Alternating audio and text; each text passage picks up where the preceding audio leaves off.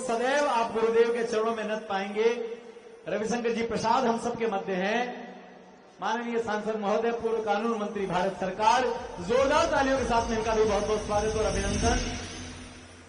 अपने विचारों को जब आप अपनी पार्टी के लिए रखते हैं तब ऐसा लगता है कि जैसे अंदर से कोई इंसाइक्लोपीडिया बोल रहा हो, लेकिन वो सारी वाणी जो है वो आकर के गुरुदेव के चरणों में नत होती है। आपका आगमन हुआ है, आपकी आत्मीय भेंट इस समय गुरुदेव से हो रही है। माननीय रविशंकर जी प्रसाद हम सबके मध्य, गुरुदेव के अनन्य भक्त, उनके कृपा पात्र और भारतीय राजनीति में एक बहुत ही दैदीप्यमान राजनीतिज्ञ के रूप में अपनी पहचान, आपका स्वागत और उनका सम्मान भी हम सब लोग करें। मैं हमारी टीम से अनुरोध करूंगा कि रविशंकर जी का सम्मान करें, उनका स्वागत करें। भारत हमको जान से प्यारा है, सबसे प्यारा गुलिस्तां हमारा है। सदियों से भारत भूमि दुनिया की शान है। गुरुदेव का आदेश है कि गुरुदेव बोले उससे पूर्व आप गुरु के चरणों में अपने शब्द पुष्प अर्पित करें, उसके पश्चात हम गुरुदेव को सुनेंगे। रविशंकर जी प्रसाद हम सबके मध्य और गुरु चरणों में अपने शब्द पुष्पों को रख करके आज के कार्यक्रम में। गुरुदेव बहुत प्रणाम। मैं तो आपको सुनने आया था, आपने मुझे खड़ा कर दिया। मेरा परम सौभाग्य है कि उनका स्नेह मुझे मिलता है, बहुत मिलता है, और मैं भी उनके भक्ति में सराबोर रहता हूं।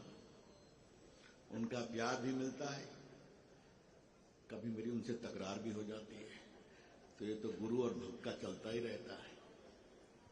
मैंने कई कहानी उनके बारे में आपको बताई है। इधर कई मेरे मित्र माननीय गिरिराज जी बैठे हैं, माननीय हर्षवर्धन जी बैठे हैं, सब भक्त हैं। इधर 1-2 महीने की घटना है कि राजेश जी मेरे घर पे सुबह सुबह आए मिलने के लिए। तो बातचीत चाय पर हो रही थी।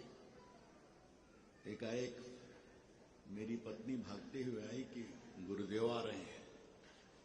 तो मैं बाहर गया, कहा कि पहले बताइए आप आए कैसे हैं, क्योंकि मैं समझ गया कि ये मेरे बंगले पर आकाश मार्ग से आए थे। ये तो मैं समझ गया।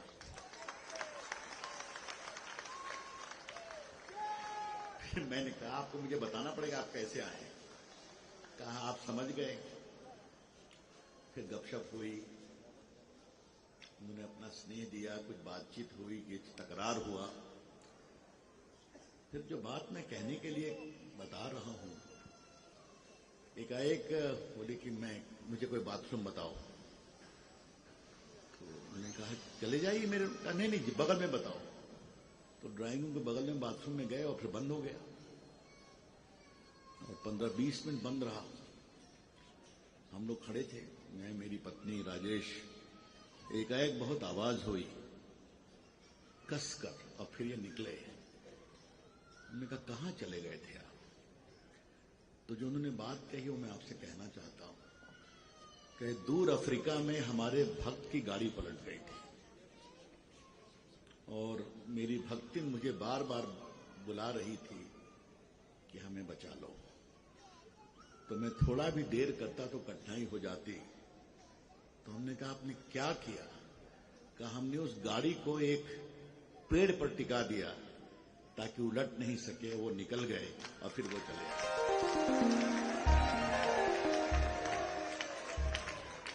अब ये हमारे गुरुदेव हैं। और एक बात मुझे और लगती है आप लोग को बताना जरूरी है, और ये बहुत ही संवेदनशील विषय है। कोरोना आया था, 2 साल हम लोग सभी परेशान थे।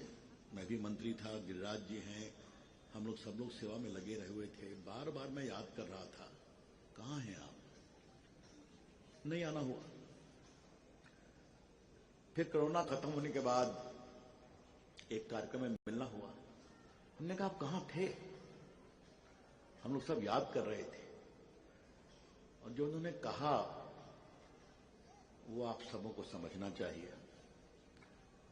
उन्होंने कहा कि देखो ये एक बहुत बड़ी प्राकृतिक आपदा थी जो 100-200 वर्षों में एक बार आती है। तो मैंने कहा इसमें मैं एक प्रण करूंगा मेरा एक भी भक्त कोरोना से नहीं मरेगा। जय गुरुदेव। और बाद में मैंने सरला जी, कहाँ हैं सरला जी, निवेदिता जी कहाँ हैं? आप ऊपर आइए, ऊपर आइए, ऊपर आइए, आपका परिचय कराऊं। ऊपर तो आओ ना आप, एक मिनट। जानते हैं ना, इनको मैं सिस्टर निवेदिता कहता हूं, गुरुदेव को बाहर लाने वाली। तो मैंने पूछा, और आपको जानकर बहुत गर्व होगा कि एक भी गुरुदेव का भक्त कोरोना से नहीं गुजरा। कहा मैं सिद्धेश्वर भगवान की हिमालय में प्रार्थना कर रहा था मैं। देखो मित्रों, हम हो या गिरिराज जी हो या डॉक्टर हर्षवर्धन हो, हम लोग अपने सार्वजनिक जीवन में बहुत संतों से मिलते हैं, लेकिन कुछ ऐसे होते हैं जिनकी भक्ति खींच लेती है। तो आज हमारे गुरुदेव वही हैं, मैं उनको बहुत प्रणाम करता हूं। उनका आशीर्वाद हम सबों पर रहे, और मेरी एक ही प्रार्थना है, गुरुदेव आप आशीर्वाद दें कि हमारा भारतवर्ष सुरक्षित रहे, भारत के लोग सुरक्षित रहें, और भारत खूब आगे बढ़े, और सनातन की जय हो। यही मेरी प्रार्थना है। बहुत बहुत धन्यवाद, बहुत प्रणाम। बहुत बहुत आभार आपका। जो आपका भाव था वो अद्भुत था गुरुदेव। मेरे बंधुओं, आज जो हमारे मंत्री जी जो आज आपसे बोल रहे थे,